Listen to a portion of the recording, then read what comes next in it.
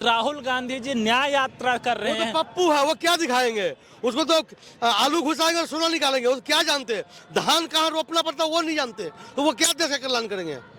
हमसे कोई उम्मीद नहीं है। नहीं, वो तो पागल है एक। राहुल गांधी के न्याय यात्रा का कुछ फर्क पड़ेगा नहीं पड़ेगा चुनाव पर? अरे भाई, ये पप्पू को कौन देखना मांगता है, कौन कुछ बोलता है?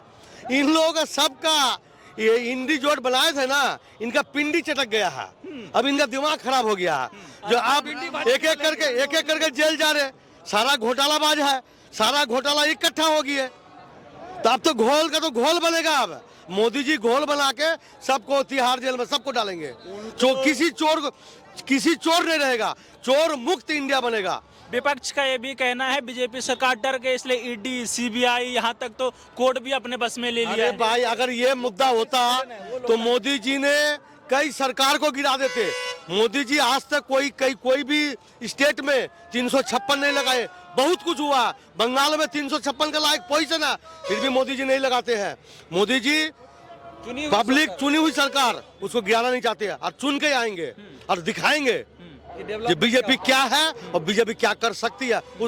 और जनसाधारण देख रहा है।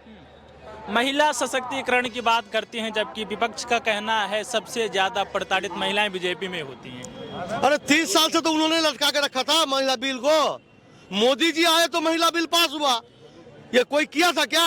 ये बोलते हैं, करते कुछ नहीं है। इससे अच्छा सरकार ने कभी बना था, आगे तो बनता ही रहेगा, क्योंकि आगे हमको लगता है 2047 तक जनसाधारण मन बना चुके हैं जो बीजेपी को ही रखना है।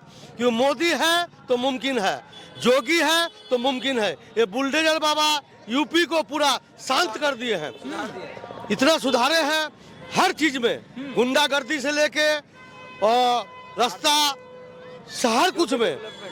डेवलपमेंट किसको बोलता है? जोगी दिखा दिए, मोदी जी दिखा दिए।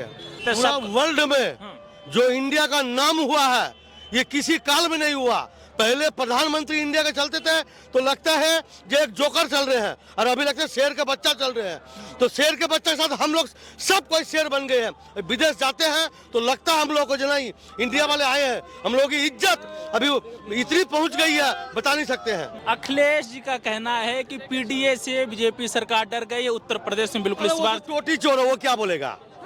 जो आदमी जब घर से जाता तो टोटी लेके जाता तो वो क्या बोलेगा? वो क्या जानता है? उनके पास कोई मुद्दा नहीं है, कोई राजनीतिक मुद्दा नहीं है। क्या उनके पास कोई राजनीतिक मुद्दा नहीं है। उनका साइकिल पंचर हो चुका है, चेन उतर चुकी है, गियर भी खराब हो चुका है। अब उनको कोई मानने वाले नहीं है। अब सिर्फ जोगी और जोगी। विपक्ष का ये भी कहना है कि मोदी जी अमीरों की प्रधानमंत्री हैं, गरीबों का ध्यान नहीं रखते हैं, सूट बूट की सरकार है। सारी जितना भी योजनाएं चलाए हैं मोदी जी ने, सारी गरीब के लिए ही।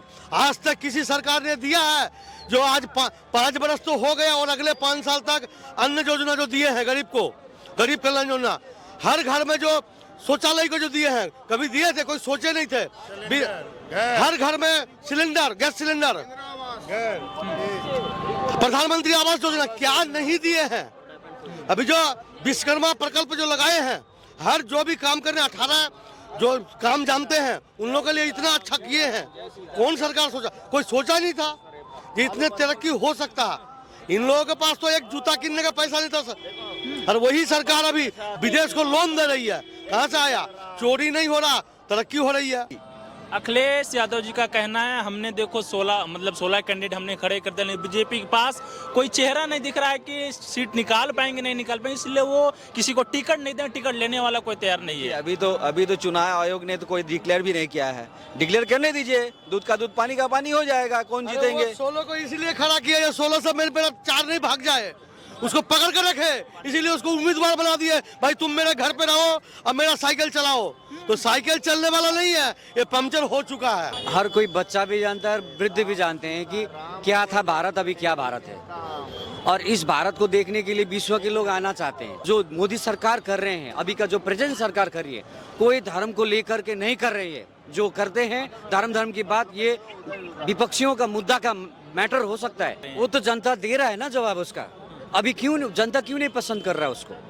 मोदी अकेले जनता को तो लेके नहीं चल रहे हैं। 3 नंबर की इकोनॉमी बन गई है। तो जनता उनको दे रहा है ना, अपने हिसाब से जो काम कर रहे हैं उसका जवाब जनता ने दे चुका है। राहुल गांधी से कोई उम्मीद है आपको? नहीं है। 100% नहीं है।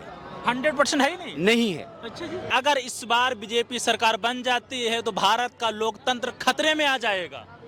अरे खतरा में तो उनका परिवार आएगा। परिवार तंत्र खतरे में आ जाएगा। उनका परिवार तंत्र खतरे में नहीं आएगा, परिवार तंत्र खतरे में आ जाएगा, क्योंकि ये जो लोग लोकतंत्र करते हैं ये परिवारवाद चलाते हैं, इसलिए इनका परिवार तंत्र खतरे में आ जाएगा। इसलिए ये लोग हमेशा बोलते हैं कुछ भी करते हैं लोकतंत्र खतरे में आ जाएगा, कुछ भी करते हैं लोकतंत्र पे खतरे में। कहाँ पर आया है? लोकतंत्र का परिभाषा क्या है, वो चीज बताइए तो हमें। नहीं जो वो उन लोगों से ये पूछिए कि लोकतंत्र का परिभाषा क्या होता है।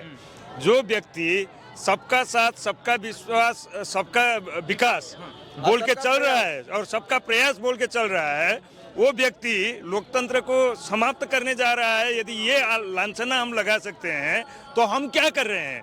हम किसी एक जाति को या किसी एक भाषा भाषी को लेकर हम लोग राजनीति करना चाहते हैं और कहते हैं कि जो सबका साथ, सबका विकास, सबका विश्वास, सबका प्रयास बोलने वाला व्यक्ति मतलब लोकतंत्र तो को खत्म कर देगा।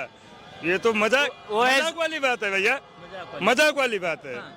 तो क्या राहुल गांधी से कोई उम्मीद नहीं दिखाई देती? जब वो आलू से जिस दिन सोना बनाने का विधि बना देंगे उस दिन वो प्रधानमंत्री बन जाएंगे। मैं यहाँ पर लता मंगेशकर चौक में खड़ा होकर बोलता हूँ मैं उनका वोट दूंगा।